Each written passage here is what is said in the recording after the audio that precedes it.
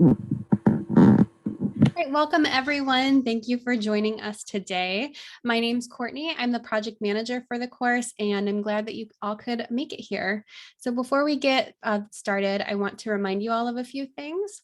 First, if you have any questions or comments, please feel free to use either the chat box or the Q&A features at the bottom of your screen. Also, please complete the evaluation for today's webinar so that we can improve our future webinars. I will go ahead and post the link in the chat box momentarily. Also, in partnership with the AAN, we provide one CME for this webinar, and you can indicate your desire for CME in the eval. And lastly, I want to announce that there will be some changes to the remaining 2021 webinar schedule. So please look out in your email for the updated schedule, which we will be sending out shortly. Today's webinar is on ethical issues in acute and chronic neurological conditions, presented by Michael Linke. Dr. Linke is the chair of the University of Cincinnati IRB and the StrokeNet Central IRB. So we would like to thank Dr. Linke for his time and presentation today. Thanks, Courtney. I'll try to share my screen here.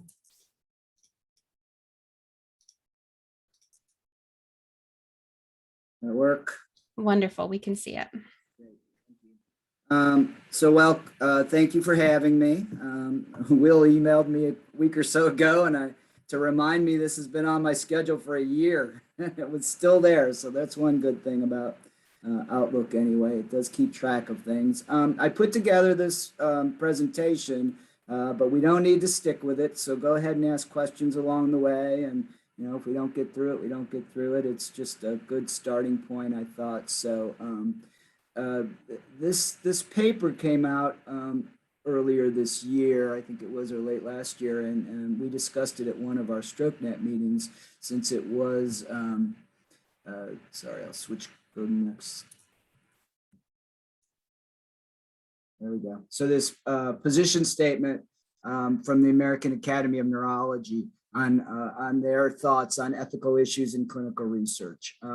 It's based on a paper that came out earlier in the 2000s by Zika Manuel and others that took the concepts of the Belmont Report, the Nuremberg Code, the Helsinki, the Declaration of Helsinki, and then the Common Rule, and put those all together to come up with 7 principles in the ethical conduct of human research. So taking different parts of all of those documents. And so the American Academy has taken those then and kind of adapted them for use in neurology clinical trials. Although really, they apply to any type of ethical clinical research. So they have these 7 ethical principles that should be followed, and we can just kind of go through those. And I think for those of you that have dealt with clinical research before, they're going to sound very familiar, and you're also going to realize that where they came from when we're talking about the Belmont Report or the Common Rule or the Nuremberg Code. So the first one is social value. So obviously there needs to be a need for doing this study. There has to be a good medical merit to the study, good scientific merit to the study. Using doing studies, these so-called marketing studies that we sometimes see.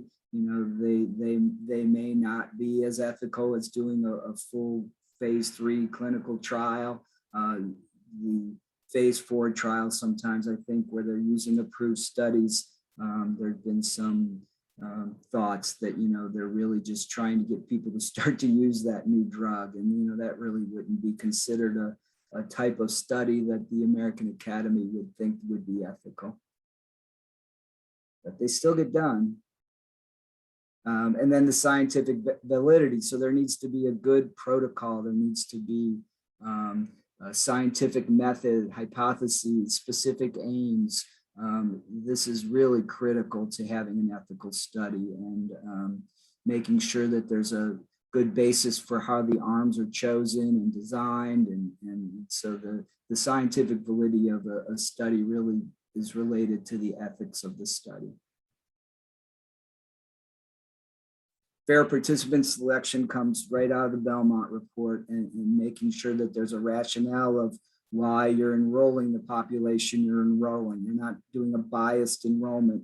You're not enrolling people just because they're easily accessible, or excluding certain populations just because it might be more work to include that population. So the fair participant selection gets a lot of IRB time during the review of a protocol, making sure that it's fair and equitable. You know, in the past, we were always, and this is related to neurology research, because in the past, we were always worried about enrolling vulnerable populations, and they should only be enrolled if you absolutely need them. But that's changing now. You know, you don't want to bias against certain populations unless there's a good scientific reason why they shouldn't be in a study. So we used to really limit the enrollment of people with cognitive impairment unless they were really needed for a study. But you know, that's changing in some ways now, that there should be a plan in place to enroll anyone who would be eligible for the study. And then there's the issue now with, and we're all familiar, related to the COVID vaccine studies, and not enrolling women in these studies because of the potential pregnancy issues that come up. And that's really changing. And there's been a lot of talk about how we really need to include women in these studies and not just limit them without having a good basis for why. But the pregnant women are one of the designated vulnerable populations. So, and obviously we need to be careful with that. But and then a favorable risk-benefit ratio.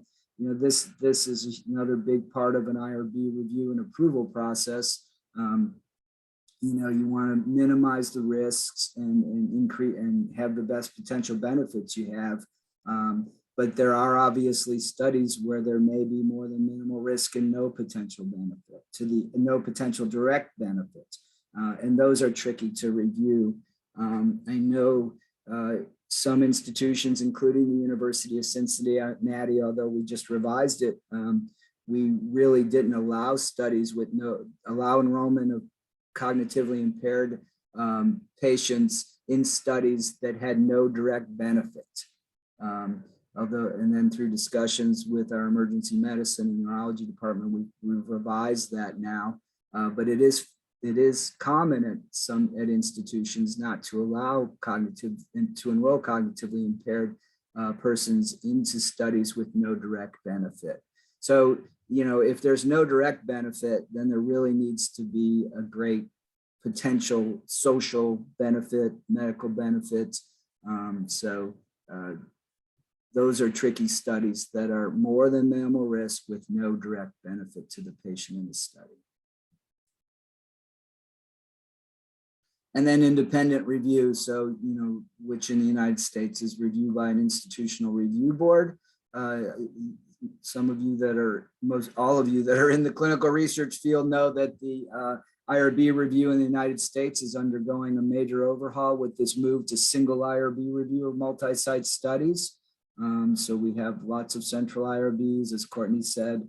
I'm chair of the StrokeNet Central IRB, and the University of Cincinnati is the National Clinical Coordinating Center for StrokeNet. So we're serving as the central IRB, and that's really changed how these protocols are reviewed and approved by IRBs. But it's still, you know, a thorough ethical review, and in some ways, I think enhances the protections to participants in studies by not going through 100 different IRBs, so that you're really having a focused review on the study. And when we're serving as an IRB, we send a single IRB, we understand the responsibility we're taking on.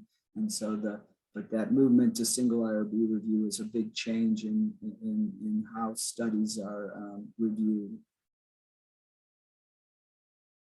And then informed consent. Informed consent is, you know, the cornerstone to ethical human subjects research.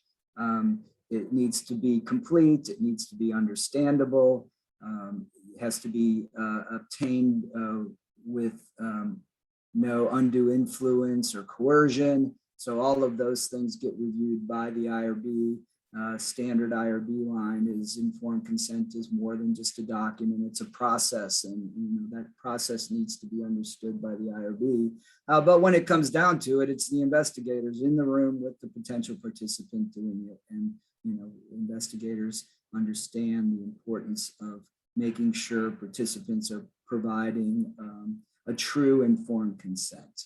So the document is a starting point, but beyond that, there's the process, and the process is as important as the document. So with that said, we're going to talk about, and you're familiar with exception from informed consent research for emergency research. So there are processes in place to conduct research without at least a prospective informed consent, but there are very strict criteria for those types of studies. We'll talk about those studies later. And then respect.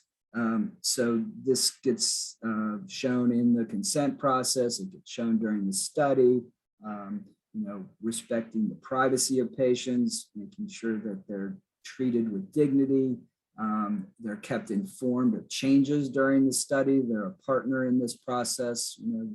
They're not just, a lot of times we hear in the press of people talking about clinical research and they start saying they're treating people like laboratory rats. And, that's not the case. And we need to make sure that the public understands that these participants in these studies are obviously an integral part of the study. Without that, we wouldn't have any studies, and they need to be treated with respect.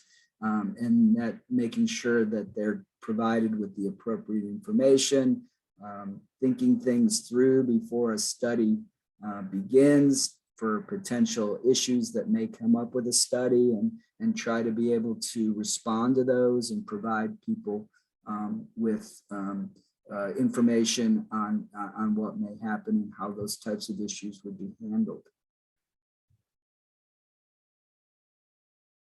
Anybody have any questions or comments on these?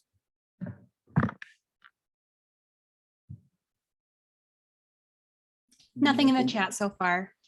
Okay, thank you. I think they are a good compilation of the various ethical documents, and probably more practical in terms of applying them. So definitely something that you consider when you're putting studies together.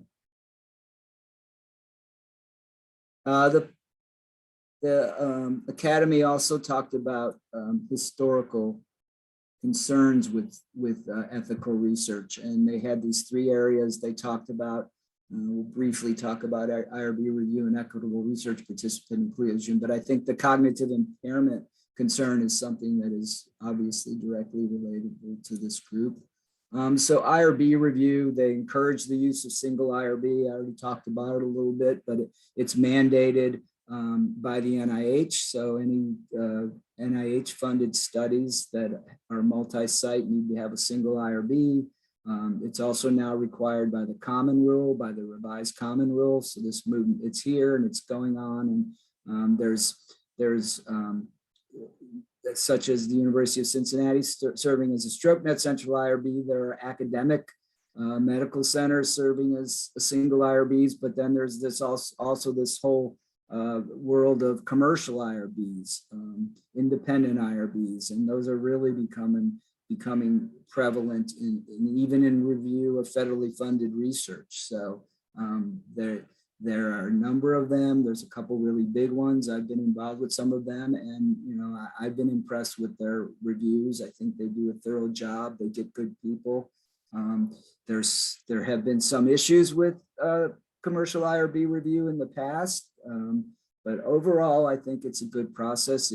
They need to be doing a good review because that's their business. And if they don't do a good review, good thorough review, they're not going to have clients. The FDA is going to shut them down. So for the most part, the commercial IRBs really are a good option for these types of studies. They're set up to do these large multi-site studies. So, when you first hear about commercial IRB reviews, some people kind of cringe a little bit because they're getting paid to approve these studies and they're still doing ethical review. But overall, I think it works pretty well.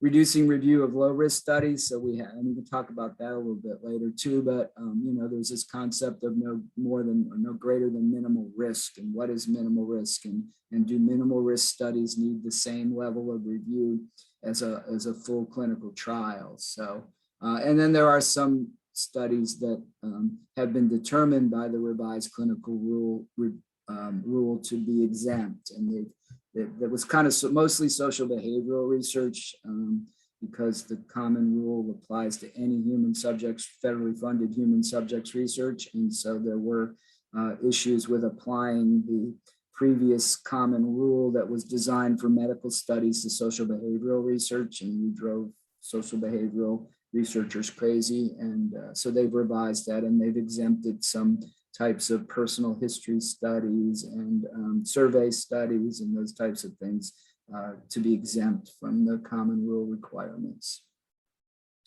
There's a concept of broad consent. This is mostly related to biological samples and the kind of thing where you get enrolled in the study when you show up at a medical center, and then you get permission to use your samples that are collected while you're undergoing clinical care at that facility. That hasn't gained wide uptake yet, but some institutions have started it. It requires a very detailed tracking system, so it can be difficult to implement.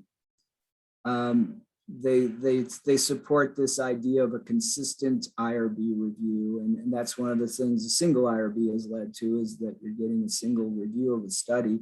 A problem with the multiple IRB review is you're getting different reviews from different IRBs.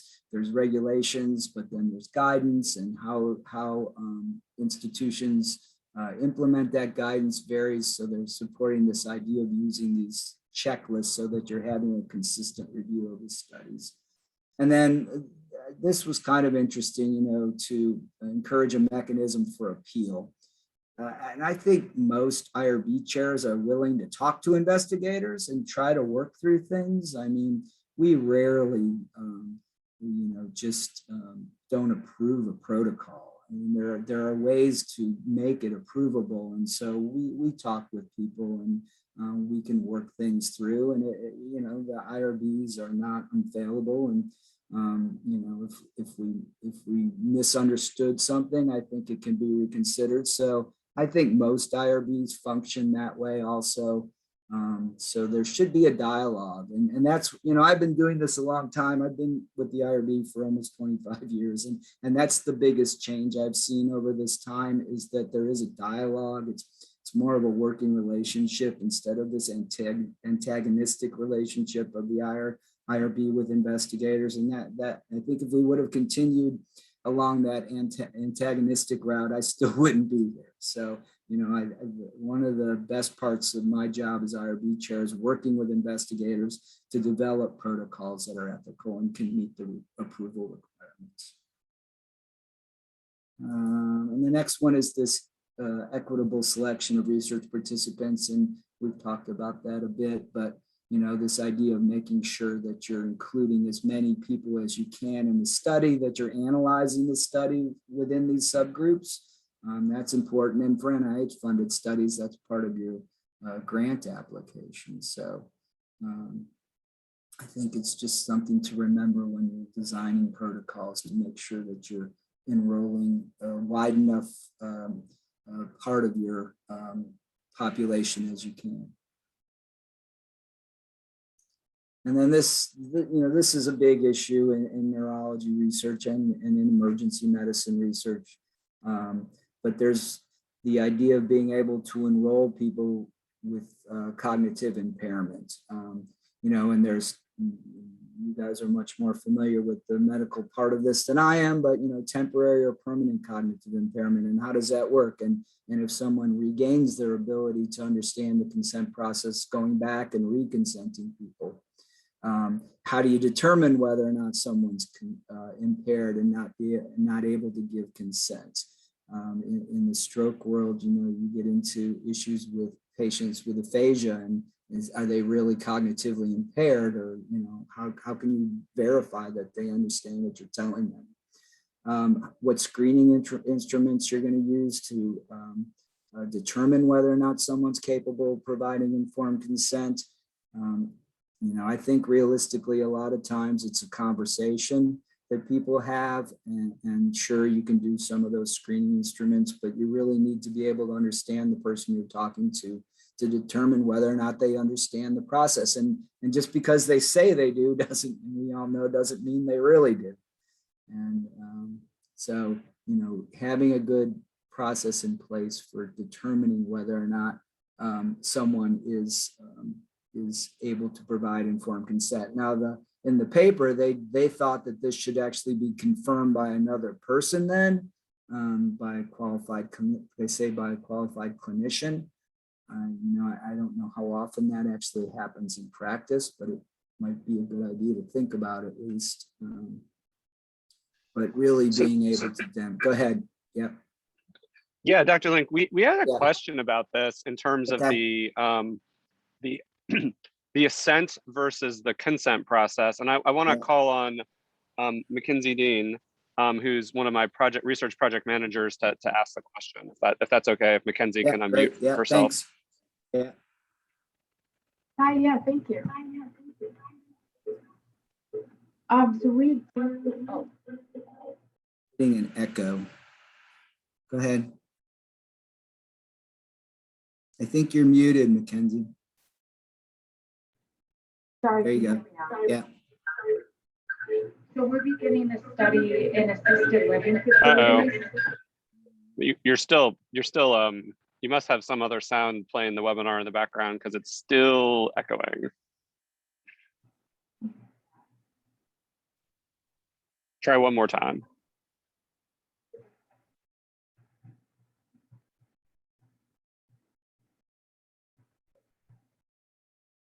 All right. Well, since they hear me talk so much, I wanted somebody else to talk, but I'm sorry that Mackenzie's tech isn't working. But the question we had was, in an ongoing study of relatively low risk intervention pertaining to blood pressure control over time, but in people with at least mild to moderate cognitive impairments who are at risk for developing even more cognitive impairment, take us through the process of, you get consent from the legalized authorized representative and then assent from the participants, or does it make sense to get assent from the participants, but ensure that the legally authorized representative is completely on board, because their role is to do their best in their substituted judgment on behalf of the participant who still has some judgment. I guess take us through that. And I guess the specific question is it always consent then assent? And this would probably apply to kids too, or is it assent then consent, or does it depend on the situation? Yeah, I would like to see them go hand in hand, but like you said, in some situations, if you don't, you ultimately need to get permission or consent from the LAR.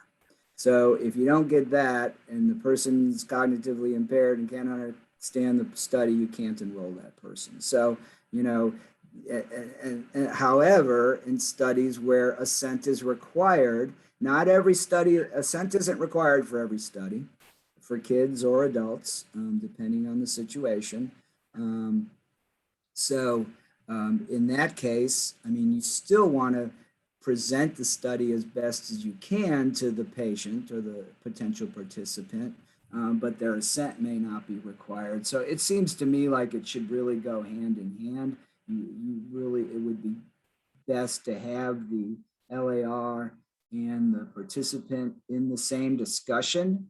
With the changes with telemedicine and teleconsent, we're seeing a lot more of people not being in the same room, for better or worse. So that comes into play. And that, again, is really when you're enrolling cognitively impaired participants. So I think it should go hand in hand. And if someone doesn't provide assent, or if someone really says no, then they should not be enrolled by LAR. We have this discussion with some of our stroke researchers because sometimes people are in the situation where they're just going to say no to everything that's going on. They don't understand what's happening to them. And so then it comes down to the investigators being able to make that ethical determination whether or not it's ethical to enroll that person. You know, the investigators take on a huge responsibility in that process, as we all know, and you just need to be prepared to do the right thing. You know, there's situations where we have not required assent for some of the stroke studies on StrokeNet after discussions with the investigators. So the assent requirements for kids are a little more quantitative, straightforward. You know, there's certain situations where assent isn't required. There are a lot of studies for kids where the study is really treatment, especially in the cancer realm. So then, you know, you don't really need to get assent from kids because you're really consenting to treatment for the minor. But the idea of assent for cognitively impaired adults is a almost qualitative determination on when it's needed and when it's not. So bit of a rambling. I think that's good. And, you know, I mean, there's the multi dimensions, right? The acuity of the situation, the degree of the cognitive impairments, the complexity and risk of the study. So the benefit, the potential benefit, you know, the potential benefit. I think the overarching guiding principle is to try to have the concurrent involvement of both parties in real time to gain the trust of the research team. If it's clear that the patient, you know, the legally authorized representative, like as I've sort of said, you know, if my mom was going to be in this acute stroke study, if I had to judge for her, I know that she's skeptical of research and that she would not want to be in it. And that would be the substitute judgment I would be helping to provide for my mom.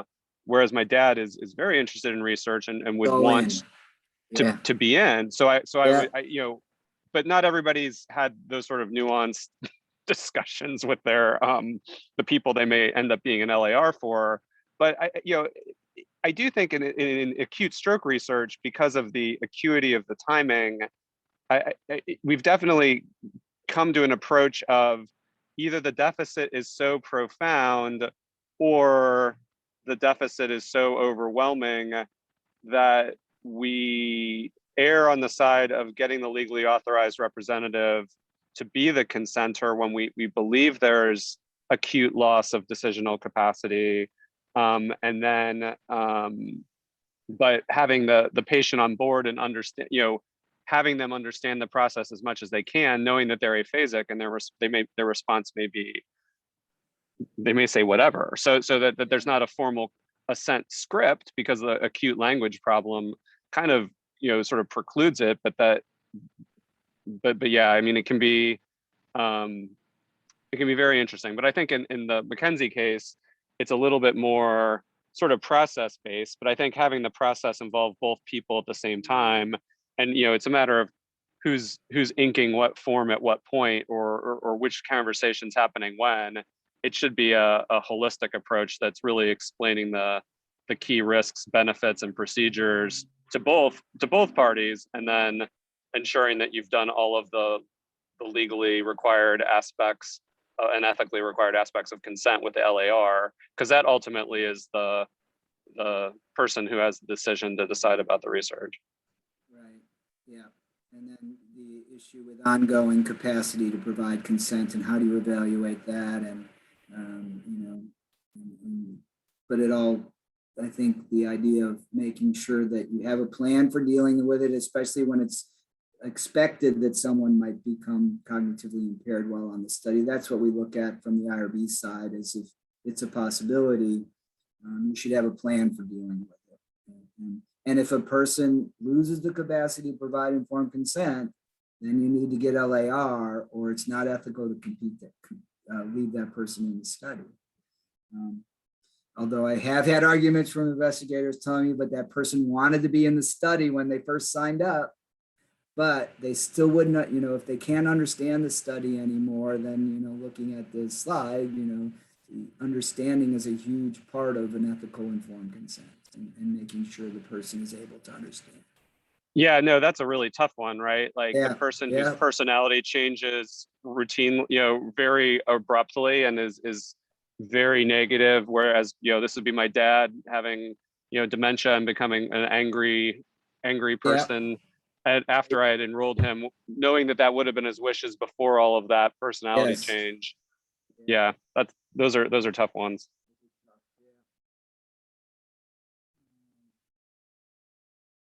So, you kind of just talked about some of these, but, you need to understand what the participant needs to understand what they're getting into. If they can't understand the procedure, they can't understand the purpose of the study, they can't understand the risks, then, that's really not a person that would be able to provide informed consent to be in a study.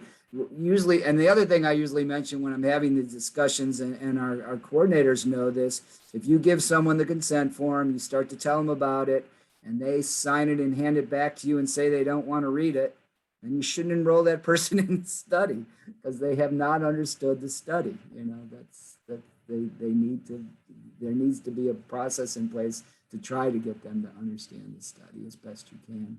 Understand that the study is about yourself. Seems kind of basic, but sometimes reading these consent forms, people may think, and they're usually written in the first person, but not always. And so, making sure they understand it's about themselves. And then having the ability to evaluate the risks and benefits of the study. I think that's what reasoning is talking about. Do you understand the risk-benefit ratio of this study? This is and this is another area that's changing in the IRB world, and I've had discussions with Robert about this. The idea that the traditional IRB review of the benefits consent form is to say there's no benefit, there's no direct benefit for you from being in the study.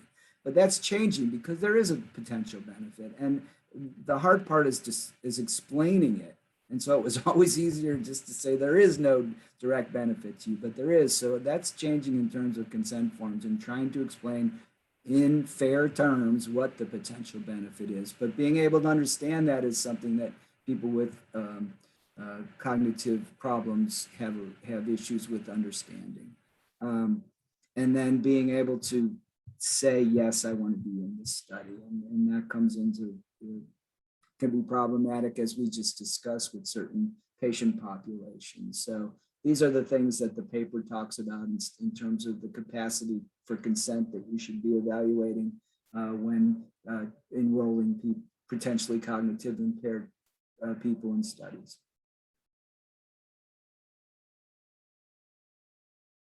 And then the idea that it can change and that it's, maybe not an all or nothing, and maybe there. And that would be more where you are able to get an assent. Maybe they are not able to provide a true informed consent because of their cognitive abilities, but there is an understanding. So this would be an area where there would be a potential for an assent. And then you get into the issue, is there a true assent form, or is there another way of, or do you just put a note in the file that the patient assented? We don't usually have formal assent forms for adult studies. I don't know if you guys have seen that different, but there isn't, rarely do we have an assent form for an adult study. Consent, kids, yes, but. I've seen assent scripts asked for, so like the key points, but yeah, I would agree. Yeah. So. And then, using a legally authorized representative heads into actual legal issues, and you have to make sure that you're following your state law, usually is what guides this. And however, now there was always an issue that some state laws were just silent on whether or not you could use medical LARs for research. And the revised common rule now says that that's okay unless it's prohibited by state law. And the one that always comes up is New York. New York has a fairly complex requirement for LARs for research. And then this is what we use here for our hierarchy, but I think that varies not only from state to state, but from institution to institution within an area. But that's what we use at UC. And that, I think the idea when you get into 4, 5, and 6, you know, there may be multiple people. And I've talked to some of our emergency medicine docs, and they, you know, you're in the emergency room setting, you're trying to get consent, and there's 6 different kids there. And I don't know, Will, if you've been in that situation, but, you know, how do you deal with that? One wants them in, one doesn't want them in. Yeah, that's, I mean, the pandemic has introduced many challenges, but it typically has forced us to have only one relative at the bedside, which at some level they've already self-selected to that. But I do, it's tough, right? Because some family dynamics are everybody has a veto, which I do try to get whoever is sort of the person who seems like the leader of the crew of siblings and siblings-in-law to ensure to refocus the conversation on what they think the loved one with the illness would want, as opposed to and try to address fears and concerns of all of the, you know, other people in the room, contingent upon how much time there is if it's an acute study.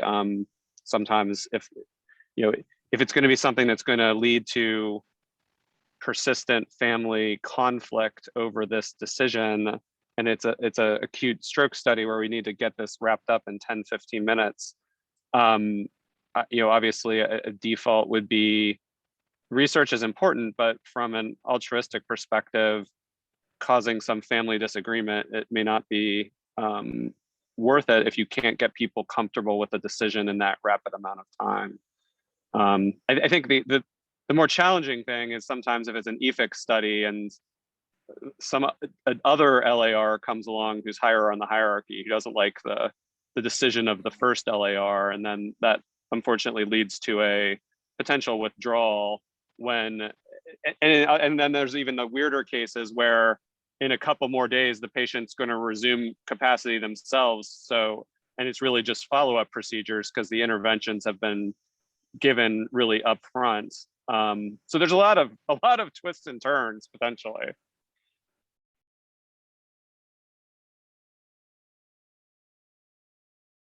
Yeah. Oh, Robin, I just saw you were I didn't see your name on this paper. Sorry, I would have brought that up. Robin was a co-author on the ethics committee paper, so if you want to add any insights to that, Robin, that'd be great. I did have the list of people and I missed your name. So this surrogate consent slide is, we just kind of talked all about this, you know, Will brought up the idea of substituted judgment. You know, you want to be making this decision on what you know about the patient that considering to be enrolled in this study. And then the IRB has to approve that surrogate consent process. So it needs to be described. Sometimes IRBs can add additional requirements to it. In general, if an investigator does a good job of explaining it. I mean, most places now, at least in ECs included, there's an SOP on how this is done. And, you know, that just makes it, I mean, obviously, SOPs don't solve all the problems in the world, but it is a good starting place to have something there that you can look at and follow. And so usually we just, if there's an SOP, we review that. The main thing is making sure that these participants are protected and they're being enrolled appropriately into these studies. So, Robin, you have anything to add about this this paper? My main point of addition was that it had to go through so many committees. It's the opposite of the central IRB process. You know, making that observation. How long did it take? Oh my goodness, almost a year to get it through all the committees. But I suppose it ended up with a better paper. But as you stated with IRBs, we came full circle and added back in things that were removed at the beginning. So It's an instructive process. I wish we had a central reviewing capability. Yeah, good, thanks. We still have some time. EFIC, so, conducting emergency, so we talked about consent, how important it was, but there are ways to conduct research without informed consent. And the most formalized way is this exception from informed consent or planned for planned emergency research. And I don't know how many of you on here have been involved in EFIC studies. Will did mention the fastest study was coming up, but I would think at Michigan, most of you have been involved in an EFIC study one way or another. There are two sets of rules for conducting EFIC in the United States. The FDA has the actual regulation, the very famous 50.24. And then for HHS funded research, it's still actually being carried out under this letter from OPRR, which predated OHRP from 1996, saying that following the FDA regulations were acceptable for the most part. There's a few minor nuance differences, but so it is allowed under HHS and FDA rules. And then there's the basic criteria for being eligible, for a study to be eligible for exception from informed consent.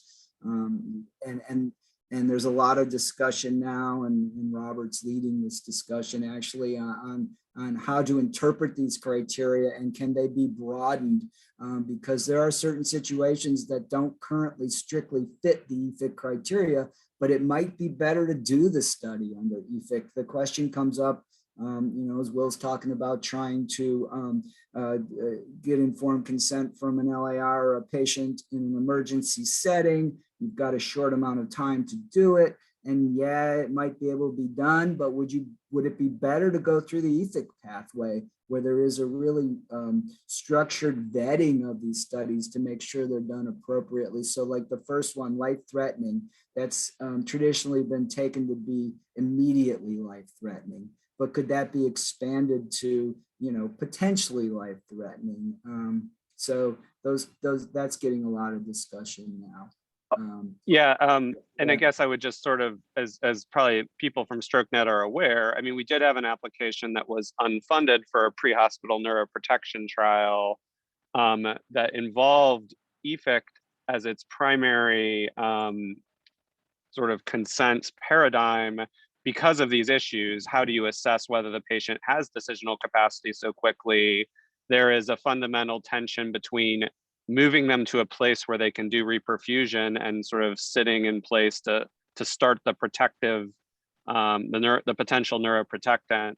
But on the other hand, somebody who maybe only has a pure motor stroke may have some may have decisional capacity.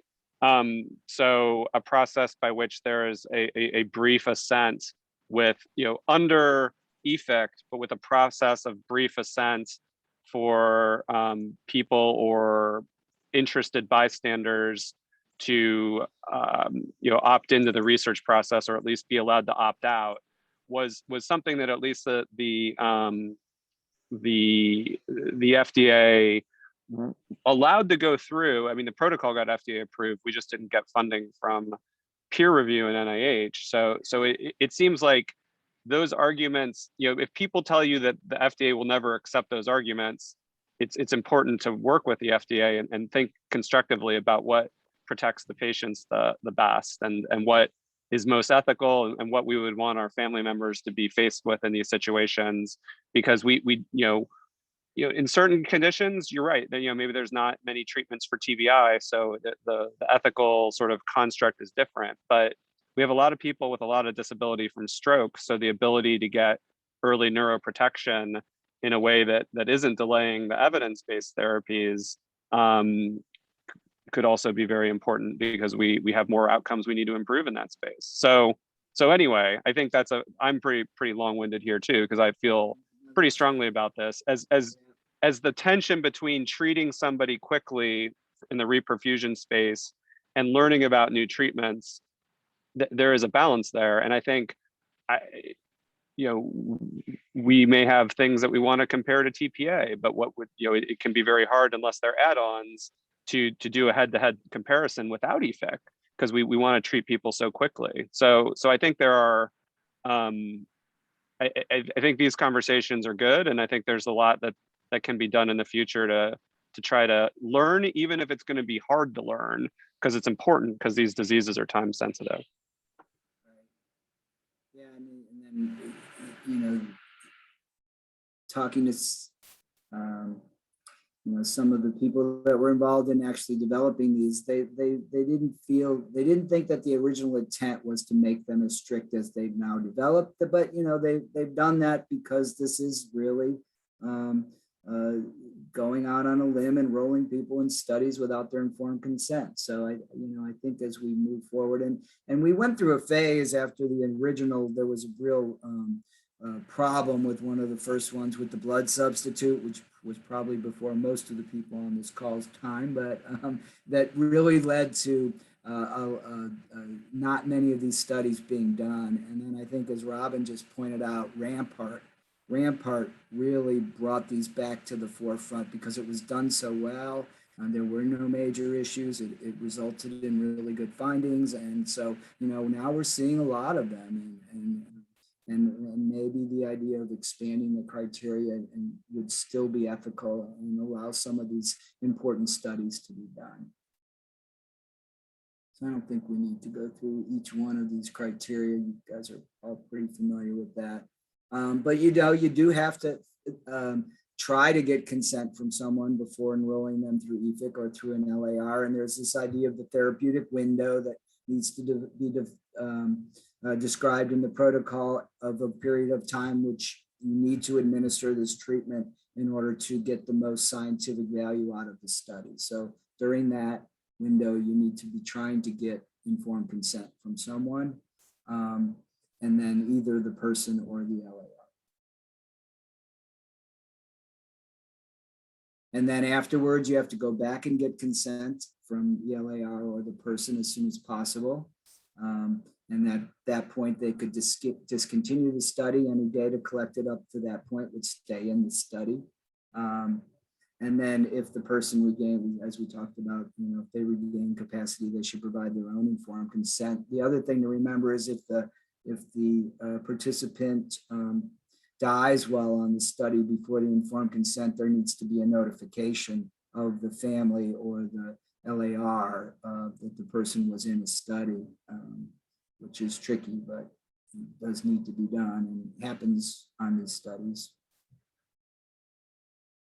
The community consultation and public disclosure piece of the EFIC is really one of the best protections for participants in these studies.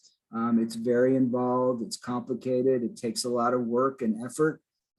There's currently a couple studies, EFIC studies, being reviewed by one of the commercial IRBs, and that has really changed how this community consultation and public disclosure results are evaluated by the IRB, because now we're seeing the community consultation public disclosure results from multiple sites. And, you know, it just varies how much effort someone puts into this process. And so now we're able to directly compare between sites. And I think that is raising the value of these processes in the EFIC studies. And it really comes down to the effort. Some people think, you know, you just have to do the minimum amount of work possible and you're going to be okay. And but the idea of getting the community involved, informing them, asking for their opinion about the study, giving them the opt-out mechanism. And opt-out is not required by the regulations, by the way. It's always good to remember, but there, you know, usually is some type of opt-out mechanism for people who decide they don't want to be in the study. It's not used very much, but it's usually there. But the community consultation process is really to gain insights from the community about the study. And then public disclosure is more advertising, getting it out there, letting people know about it, both before and then after disseminating the results of these studies to the public. But this, anyone who's been through the EFIC process knows that this is a lot of work. Any other comments on EFIC?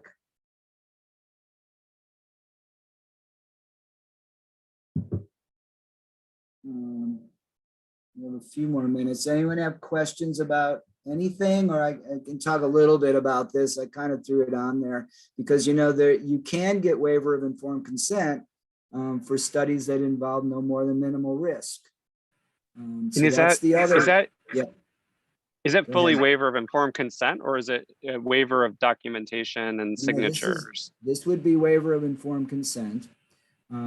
It's not allowed by the FDA regulations. It was always allowed by the HHS regulations.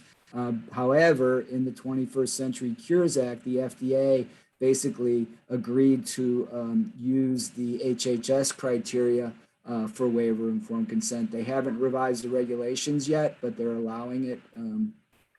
They're going to go ahead and allow it. And so these are the basic criteria for waiver of informed consent for studies that involve no more than minimal risk. And, you know, we use these all the time for things like chart reviews or surveys or you know, really minimal risk studies. But so the point you raised before, Will, is what this is getting at. And these pragmatic studies comparing to approved standard of cares is that, you know, do those involve no more than minimal risk? We'd need another couple hours to talk that all the way through, but that's what people are kind of going to shoehorn into this, is that if an IRB, and we do, you know, sometimes IRBs determine that comparing to approved treatments is no more than minimal risk. And so in that case, based on this FDA determination, those studies could potentially be done with waiver of informed consent. Now it's waiver or alteration. So the other nice thing is it gives the IRB the ability to at least still require some informed consent process. It wouldn't have to be the formal, contain all the required regulatory elements. So it would give investigators and IRBs more leeway in making a simpler informed consent for these types of studies. But this is potentially a big change, especially related to standard of care research.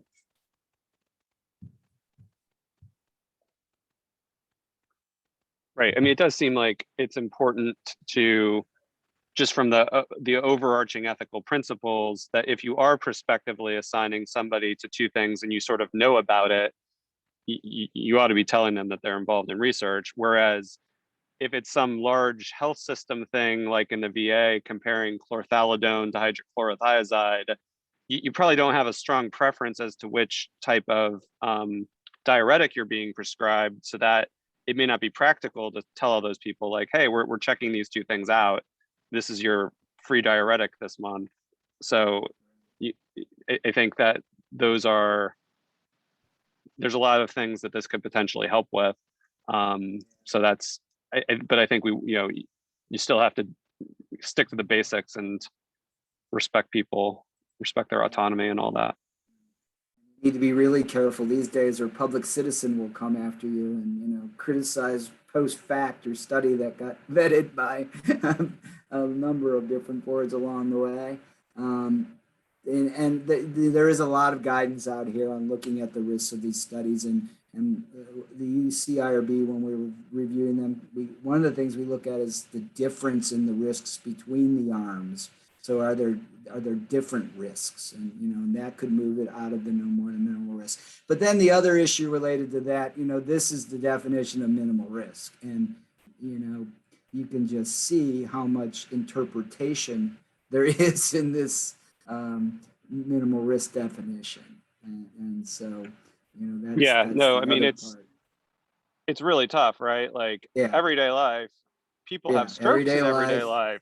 Right? Like, people are in the hospital with their stroke in everyday life. Are we incrementally making their risks more by trying vitamin D or something? Like, probably not. But yeah, I mean, we tend to default to a maximum level if it's hard to tell, which is, it is hard to tell what the difference between ordinary daily life is and your disease. And the default now is IRBs pretty much look at the absolute risk. So you're not really looking at this relative risk to someone in the same situation even, you know. if it's in an ICU, you're not really looking at the risk to people in the ICU. You're just looking at the everyday risk. It's a very complicated determination based on this definition. So, but there is a lot of discussion in this area, and it's really directly related to how you get informed consent for these types of studies.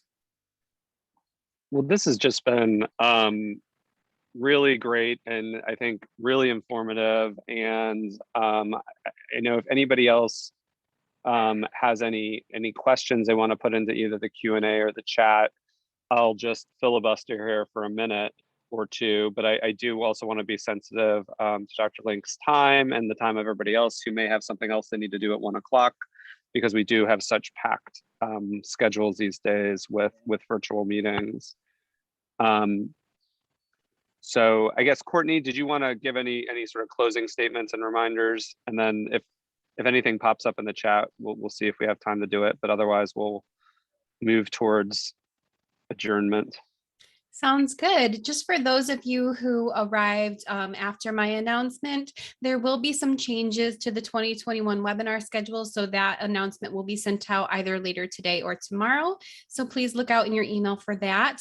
Additionally, there is a link in the chat. I will go ahead and repost that for the evaluation. So if you can go ahead and take that, we greatly appreciate your feedback. Thanks, Will. Thanks, Courtney. That was fun.